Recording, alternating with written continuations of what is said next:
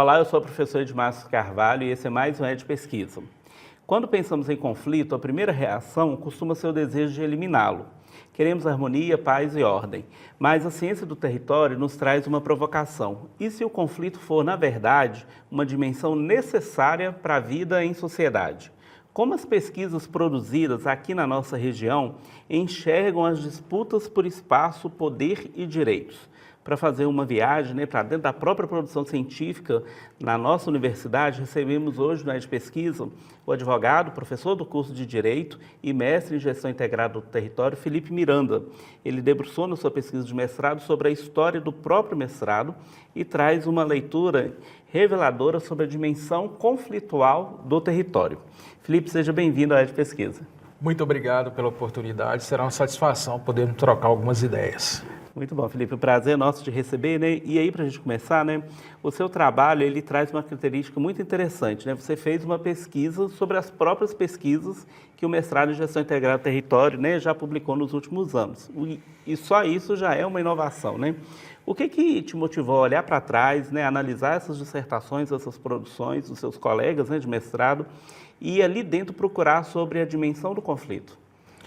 Essa foi uma chegada interessante, né? Eu comecei uma pesquisa voltada a uma dimensão específica de conflitos no âmbito do sistema de justiça, que era pesquisar sobre os homicídios, e por uma série de dificuldades no meio do caminho na obtenção dos dados, eu redirecionei. Mas esse redirecionamento ele não foi ocasional. Esse redirecionamento foi quase que uma consequência natural, porque ao longo das disciplinas essa questão começava a incomodar, vamos dizer assim, e eu vi que aquilo ali mereceria uma maior atenção, né? Ou seja, expressões de poder, disputas sobre bens, objetos, coisas, símbolos, estavam ali latentes, exigindo uma atenção maior. Então foi nesse momento, né, que por uma série de provocações do orientador, eu fui vendo que nessas outras dissertações, ou seja, na história do JIT, tinha algo a ser, de certa forma, não descoberto, mas ser lapidado, que era justamente essa dimensão conflitual. E essa dimensão conflitual, né, que você traz no tema da sua dissertação, né, ela é importante a gente parar e entender esse termo, dimensão conflitual. Para o telespectador, para quem está nos assistindo em casa agora nesse momento, o que significa dizer que o território é, por natureza, né, um espaço em conflito? Ou, em outras palavras, existe algum território que não tenha conflito?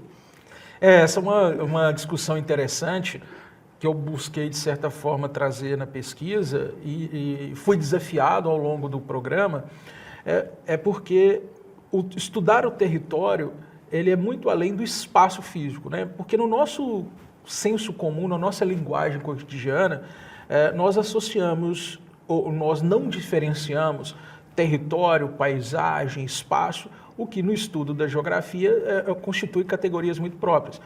E a gente aprende uma concepção que se tornou, de certa forma, consolidada nos estudos territoriais, é que o espaço, quando ele é territorializado, é porque ali se estabeleceram relações de poder. Ali se estabeleceram cenários de disputas, ali se estabeleceram cenários pelos quais alguém domina, de certa forma, aquele espaço. Portanto, onde é necessário demarcação, exige necessariamente o outro, né? O que está além daquela demarcação. Então, sobre essa perspectiva, enxergar o território nesta dimensão exigiria um cuidado a mais. Então, é possível afirmar que todo território, antes de ser território, ele é conflito. Justamente porque, a partir do momento que começam essas disputas, essas ranhuras, vamos dizer assim, é necessário estabelecer uma demarcação. E ao estabelecer uma demarcação, eu consigo estabelecer, ali existe o outro, esse limite precisa ser respeitado. Basta lembrarmos, né, como uma comparação vulgar, a ideia de cerca.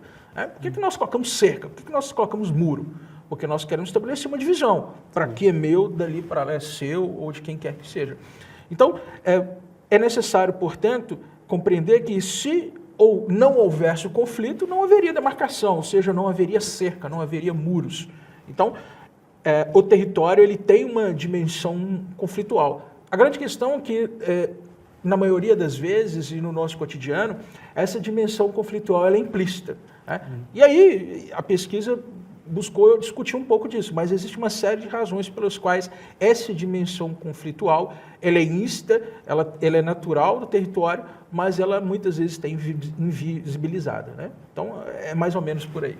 E aí, nesse sentido, né, desse conflito, né, que organiza aí as relações de poder e, portanto, o território, né, quando você analisou as outras dissertações, né, fazendo essa análise histórica, quais foram, né, as maiores fontes de conflitos que você encontrou na nossa região, né? Valadares e a região do leste de Minas, né, tem muitas questões, seja ambientais, de saúde, de educação.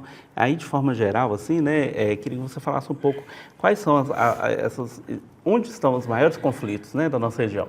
É importante, para responder essa pergunta, dizer que por ser o programa de gestão integrada do território um programa interdisciplinar, nós recebemos aqui pessoas das mais diversas áreas e dos mais diversos locais. De modo que essa interdisciplinariedade ela também se reflete geograficamente, mas se concentrando, sobretudo no leste de Minas, não só Valadares, né, mas no leste de Minas, ampliando um pouco, a maior parte desses conflitos estão na dimensão ambiental, né, sobre gestão do ambiente constitucionalmente protegido, mas esses conflitos também estão presentes nas disputas de terra, né, nas questões de luta pela terra. Esse conflito está numa dimensão educacional que perpassa, por exemplo, as experiências de jovens e depois como isso se reflete no sistema de justiça, quando esses jovens estão em conflito com a lei.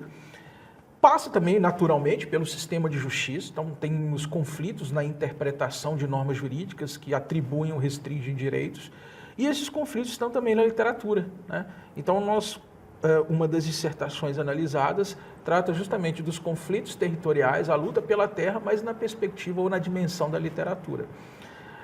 Essas foram onde os conflitos estão mais explicitamente presentes. Mas nós vamos ver na saúde, nós vamos ver na educação em sentido mais amplo, disputas conflituais, né? Ou seja, conflitos no território.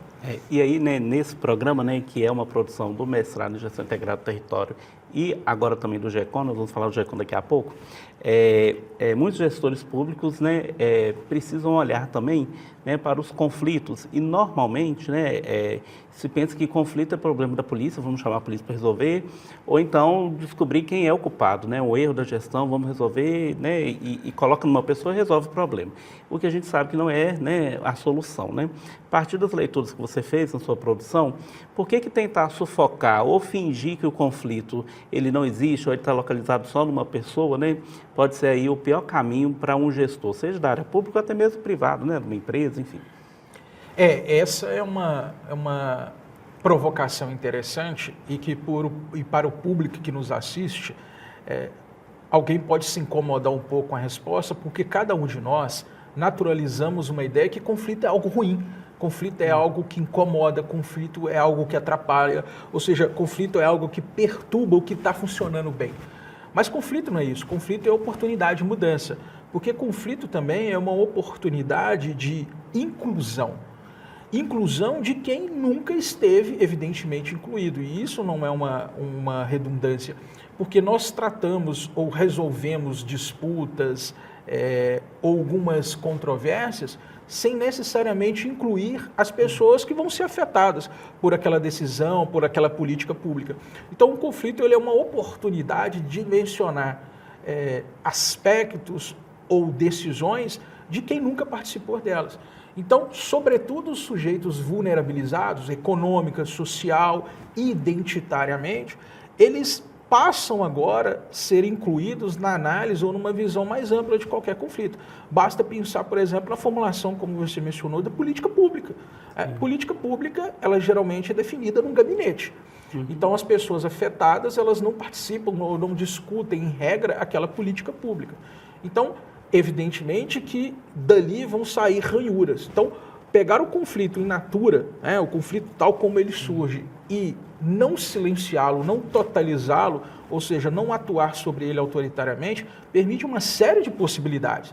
né? E esse resolver o conflito, como você provocou, é sempre uma visão totalizante, ou seja, é uma forma de supressão do conflito. Então, acaba que uma série de atores socialmente relevantes naquele conflito, eles não têm condições de participar. Então, toda tentativa de supressão do conflito é uma ação autoritária que, evidentemente, dificulta e não permite mudanças, né? E aí, nessa gestão, né, de conflitos, a Univale teve um mestrado recentemente aprovado, né, o GECOM, Gestão de Conflitos, Direitos e Humanidades, né, e você vai atuar no programa, né, como um dos professores.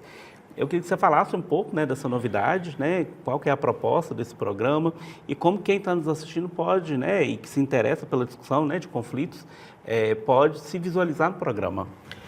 O GECOM, ele surge com uma nova proposta, além do gestão integrada do território, porque agora nós estamos diante de um programa profissional, também interdisciplinar, mas que agora vai ter o conflito como a sua lente principal. Então, é enxergar a dinâmica social, local e regional sob a perspectiva do conflito, né? Isso, naturalmente, não exclui o território, né? Mas o território, agora, ele não é o ator principal. O conflito é o ator principal, né? É uma inversão. Se na minha dissertação eu procurei buscar a dimensão conflitual do território, né? E aqui fazendo uma anedota, talvez no GECOM alguém possa buscar a dimensão territorial do conflito.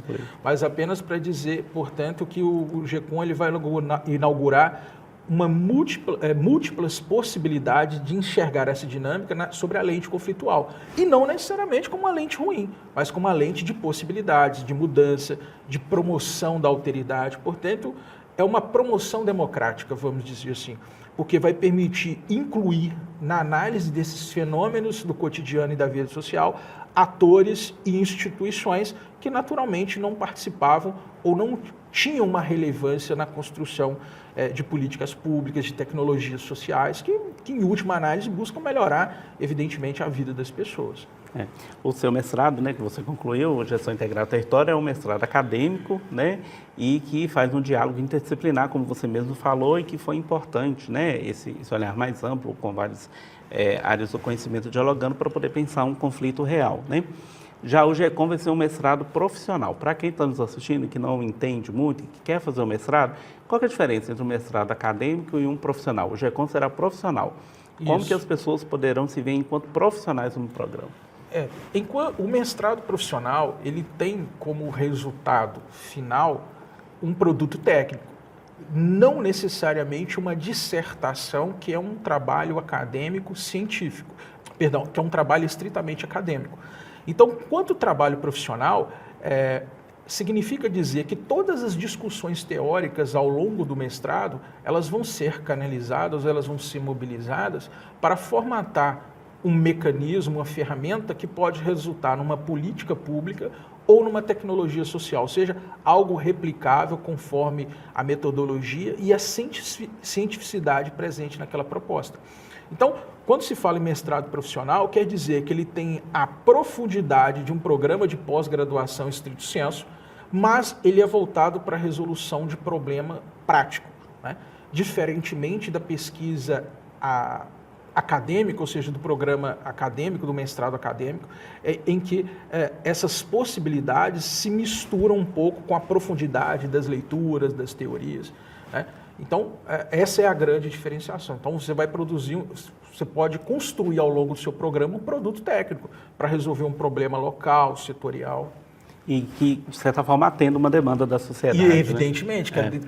que provoque transformações naquela comunidade que você está inserido. Né? Para a gente finalizar, né, a questão dos conflitos, né, ela é uma questão emergente, né? Hoje há uma grande discussão, as empresas estão pensando isso, o poder público pensa isso, né?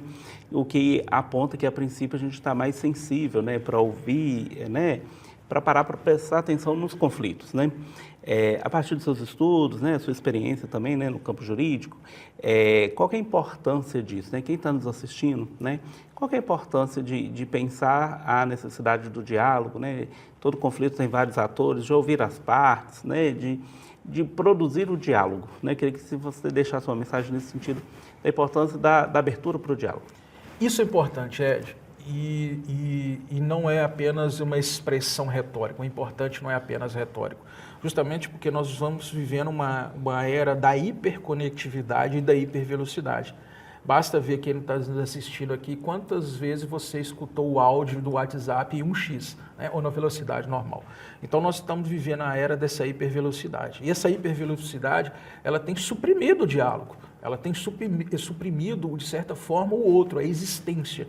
Então, pensar num programa de gestão, de um programa profissional de mestrado em gestão de conflitos, significa entender essas novas dinâmicas que vão, de certa forma, melhorar a vida em sociedade. Vou dar um exemplo. Nós estamos agora, recentemente, né, o Brasil todo, submetido a uma norma regulamentadora das relações de trabalho, conhecida, né, como NR1, que agora trata do chamado risco psicossocial, ou seja, um problema emergente, o adoecimento das pessoas no ambiente profissional. E como tratar isso? Não existe uma resposta definitiva. Mas existem, portanto, ferramentas que podem ser mobilizadas, estudadas para construir o ferramental para melhorar a condição de saúde mental nos ambientes de trabalho, no ambiente de estudo.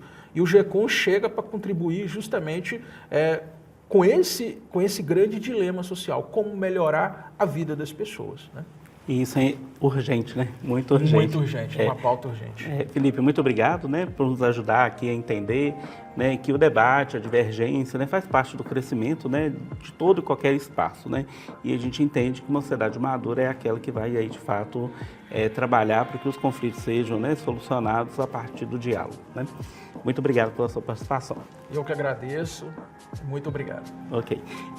Então, é isso, né? E convido você também, que está nos assistindo, a assistir às outras edições do ED Pesquisa no canal da Univale TV no YouTube, né? E você também pode acessar a programação da Univale TV na sua televisão, né? Procure lá o canal 3.2, você vai conferir toda a programação da Univale TV, a TV que te conecta ao conhecimento.